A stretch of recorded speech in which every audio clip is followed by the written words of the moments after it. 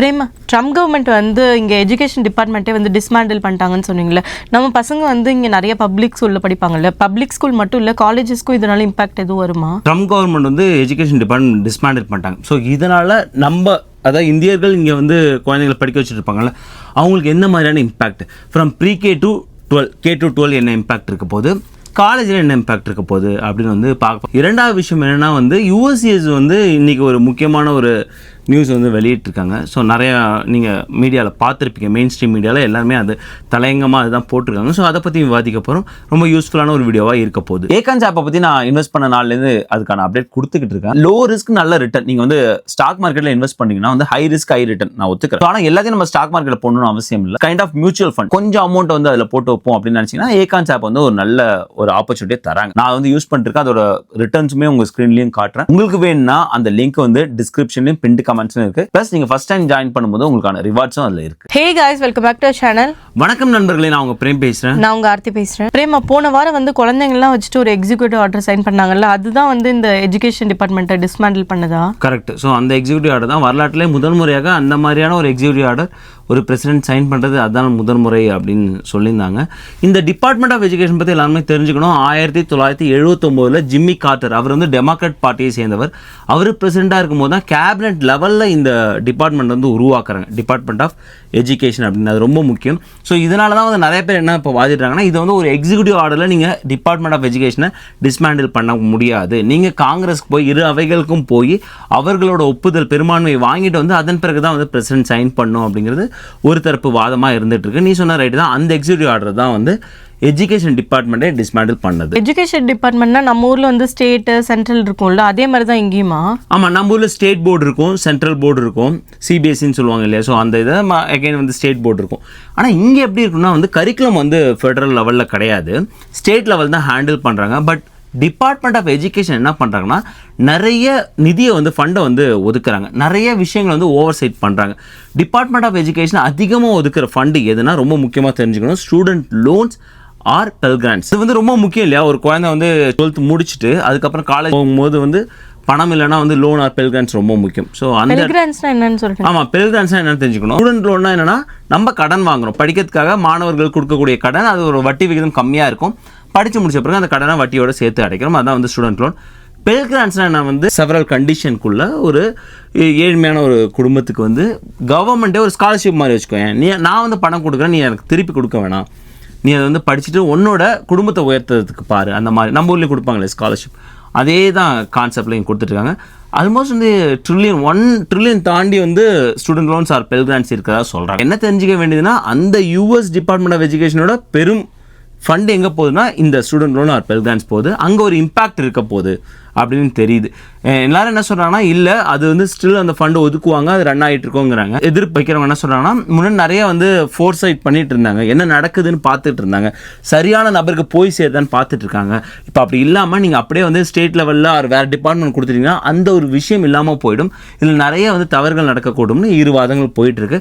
So நம்ம Indians பார்வையில் பார்க்கும்போது மேஜராக வந்து இங்கே டெக்கில் இருக்கவங்க எல்லாருமே வந்து லோ இன்கம்ங்கிறதுக்குள்ளே வரமாட்டாங்க இல்லையா. ஸோ அதனால் அங்கே பெரிய இம்பேக்ட் இருக்காது. பட் ஸ்டூடெண்ட் லோன் வாங்குறவங்களுக்கு இம்பேக்ட் இருக்கலாம். அதனால் அது வந்து பொறுத்து தான் பார்க்கணும். இப்போ வந்து நம்ம வந்து சொல்ல முடியாது. பிரேமா, இங்கே ஸ்கூல்ஸ்லாம் வந்து ஃப்ரீ தானே, இப்போ இதுலலாம் எதுவும் பண்ண மாட்டாங்கல்ல? ஆமாம், இங்கே ஸ்கூல்ஸ் வந்து ஃப்ரீ தான். அதை வந்து state R local school district தான் ஓன் பண்ணுறாங்க, அதில் எந்த வித மாற்று கருத்தும் இல்லை. ஆனால் இவர்களுக்கு ஒரு பங்கு வந்து ஃபெடரல் ஃபண்டு வந்துகிட்டு இருக்கு. அது ரொம்ப முக்கியமான ஒரு விஷயம் தெரியும். நம்ம முன்னாடி பார்த்தோம்னா department of education Pell grants கொடுக்குறாங்க, ஸ்டூடெண்ட் லோன் கொடுக்குறாங்க, இன்னொரு கிராண்ட்ஸ் இருக்குது, ரிசர்ச் அந்த காலேஜில் நடக்கிற ரிசர்ச்காக கிராண்ட்ஸ் வந்து ஒதுக்குறது, இந்த மாதிரியான விஷயங்கள் பண்ணுறாங்க. இந்த பக்கம் பார்க்கும்போது ஸ்கூலுக்காக ரொம்ப முக்கியமான ஒரு விஷயம் Title I சொல்கிறாங்க, அதாவது லோ இன்கம் ஃபேமிலி அவர்களுக்காக ஃபண்டை ஒதுக்குறாங்க. Individuals with disability education act, அது ரொம்ப முக்கியம். ஸ்பெஷல் நீட் இங்கே குழந்தைங்களுக்கு வந்து கொடுத்துட்டு இருப்பாங்க, ஐபியில் இருப்பாங்க.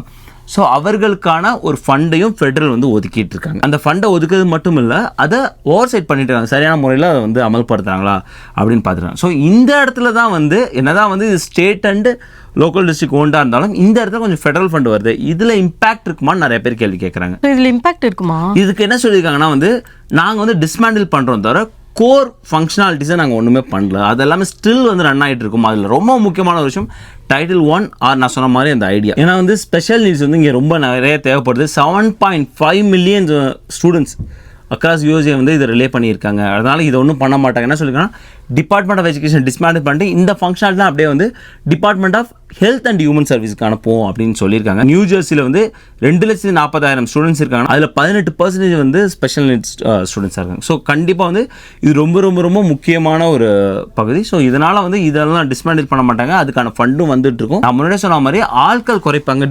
அங்கே இதே டிபார்ட்மெண்ட் ஆஃப் எஜுகேஷன் கிடையாது. போன வருஷம் செப்டம்பர் பார்க்கும்போது ஆல்மோஸ்ட் 4,000க்கு மேலே அங்கே ஒர்க் பண்ணிட்டு இருந்தாங்க. இதுக்கு முன்னாடியே வந்து டாஜ் வந்து ஃபெடரல் லே ஆஃப் பண்ணும்போது பாதி பேர் லே ஆஃப் பண்ணிட்டாங்க. இப்போ டிபார்ட்மெண்ட் ஆஃப் எஜுகேஷனே கிடையாது. ஸோ அதை கோர் ஃபங்க்ஷன் தான் எடுத்துகிட்டு வேறு டிபார்ட்மெண்ட்டுக்கு அலோகேட் பண்ணுறாங்க. ஸோ அதுதான் வந்து இப்போ நடந்துட்டுருக்கு. அடுத்து இந்த டேட்டா வந்து ரொம்ப இன்ட்ரெஸ்டிங்கான டேட்டா. இது என்ன கொடுத்துருக்காங்கன்னா K-12 public spending per student. Public school K-12 across USA free தான். என்னதான் நமக்கு ஃப்ரீயாக இருந்தாலும் அதில் ஸ்பெண்ட் பண்ணுற காசு இருக்குது. அப்படி பார்க்கும்போது ஒரு மாணவருக்கு இவங்க செலவழிக்கக்கூடிய தொகையாக இங்கே கொடுத்துருக்காங்க. அது அலபாமா ஒரு எக்ஸாம்பிள் எடுத்துட்டா $13,461 K-12 ஸ்பெண்டிங் இருக்குது. அதே போஸ்ட் செகண்டரி பார்க்கும்போது 1 இயருக்கு வந்து 38,848 இருக்குது. இந்த நம்பர் எப்படி அரைவ் பண்ணியிருக்காங்கன்னா வந்து அந்த administration fees, teacher fees, transport fees, அங்கே ஃபுட்டு ஃப்ரீயாக இருந்தால் அது ப்ளஸ் இந்த மாதிரி நிறையா விஷயங்கள் எடுத்துகிட்டு இந்த நம்பரை அச்சீவ் பண்ணியிருக்காங்க.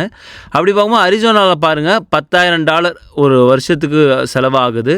$21,500 வந்து போஸ்ட் செகண்டரிக்கு ஆகுது. ரொம்ப இன்ட்ரெஸ்டிங்கான இந்த டேட்டா இருக்குது. நான் வந்து ஒஹாயோ எப்படி பண்ணுறாங்க அப்படின்னு பார்த்தேன். எங்கள் ஸ்டேட்டு $16,687 செலவாகுதுப்பா இங்கே பிள்ளைங்களை படிக்க வைக்க. நல்ல வேலை ஃப்ரீ எஜுகேஷன்.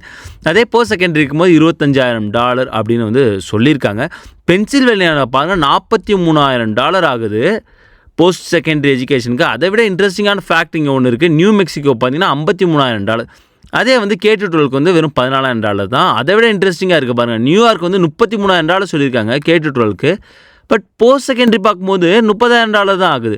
இங்கே K-12 வந்து ரொம்ப எக்ஸ்பென்சிவாக இருக்குது நியூயார்க்கில். இந்த மாதிரி நிறைய இன்ட்ரெஸ்டிங்கான டேட்டா இருக்குது. உங்கள் ஸ்டேட் எதுவோ அது பார்த்துங்க. உள்ளதுலேயே லீஸ்ட் ஸ்பெண்டிங்காக இருக்குது வந்து யூட்டா தான். வெறும் வந்து 10,000க்கு கீழே வந்து K-12 ஸ்பெண்ட் பண்ணுறது வெறும் யூட்டாவில் மட்டும்தான். இன்னொரு டேட்டாவும் இருக்குது. அது என்னென்னா ஃபெடரல் ஃபண்டிங் எவ்வளோ இருக்குது அந்த ஸ்டேட்டில், ஸ்டேட் அண்ட் லோக்கல் ஃபண்டிங் எவ்வளோ இருக்குன்னு பார்த்துருக்காங்க. இதில் வந்து ஃபெடரல் ஃபண்டிங்கை அதிகமாக சார்ந்து இருக்கக்கூடிய ஸ்டேட்டுகளாக வந்து எது இருக்காங்கன்னா அலாஸ்கா. ஏன்னா வந்து $4,369 வந்து ஃபெடரல் ஃபண்டிங் பர் ஸ்டூடெண்ட்க்கு வந்து உங்களுக்கு தேவைப்படுது. அதில் செகண்ட் இடத்துல நார்த் டெக்கோட்டா இருக்காங்க, மான்டானா இருக்காங்க, கென்டக்கி இருக்காங்க, சவுத் டெக்கோட்டா. இவங்க தான் வந்து டாப் 5ல் இருக்காங்க.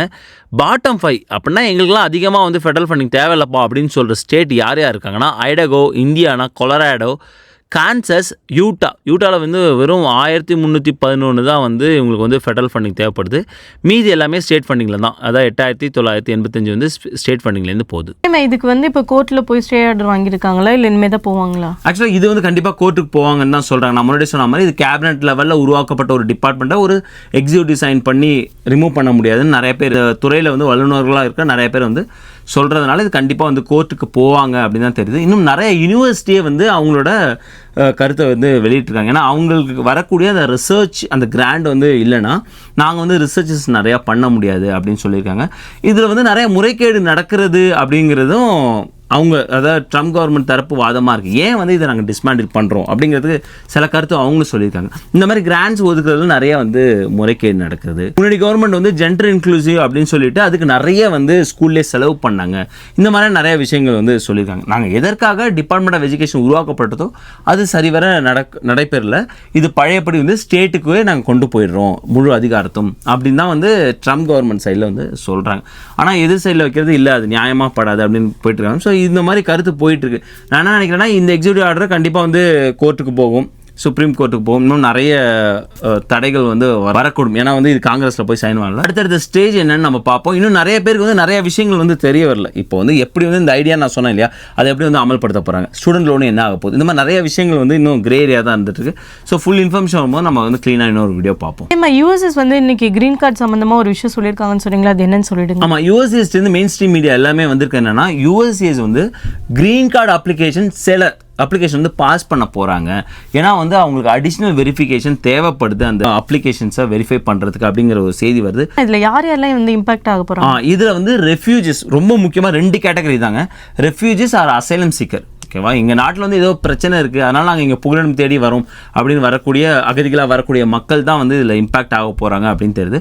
அவங்களுக்கு தான் ரொம்ப அடிஷ்னல் இன்ஃபர்மேஷன் தேவைப்படுது அவங்கள வந்து க்ரீன் கார்டு கொடுக்கறதுக்கு அப்படின்னு சொல்லியிருக்காங்க. கண்டிப்பாக வந்து நிறைய பேர் சொல்லும்போது இந்த ப்ராசஸ் டைம் ரொம்ப பல மாதங்கள் இழுத்தடிக்கக்கூடும் அப்படின்னு தான் சொல்லியிருக்காங்க. ஸோ இந்தியன்ஸ்க்கு இதனால பாதிப்பு இருக்குமா? இல்லை, இந்தியர்கள் வந்து நீங்கள் ரெஃப்யூஜஸ் அந்த அசைலம் சீக்கருக்குள்ளே வந்தால் கூட அவங்களுக்கு கிடைக்குமா அப்படின்னு எனக்கு தெரியல. காரணம் வந்து நீங்கள் அந்த ஒரு கேட்டகரியில் உள்ளவர்னா நீ வந்து நியாயப்படுத்தணும். ஏன் வந்து என்னோட நாட்டில் என்னால் சுதந்திரமாக இருக்க முடியாது, என்னோட நாடு ஏன் வாழ தகுந்த இல்லாத நாடாக இருக்குது, அந்த மாதிரி என் நாட்டில் வந்து ஒரு பெரிய போர் போயிட்டுருக்கு, இல்லை ஒரு பஞ்சம் வறட்சியால் மக்களுக்கு வந்து பசி பட்டினியால் இறக்குறாங்க, இந்த மாதிரியான ஏதோ ஒரு ரீசன் இருந்தால் இங்கே புகலிடம் தேடி வரும்போது அவங்க வந்து அடைக்கலம் கொடுத்து க்ரீன் கார்டு கொடுப்பாங்க. அந்த மாதிரி எந்த ஒரு ரீசன் இல்லைனா கொடுக்கறதுக்கு வாய்ப்பு இல்லை.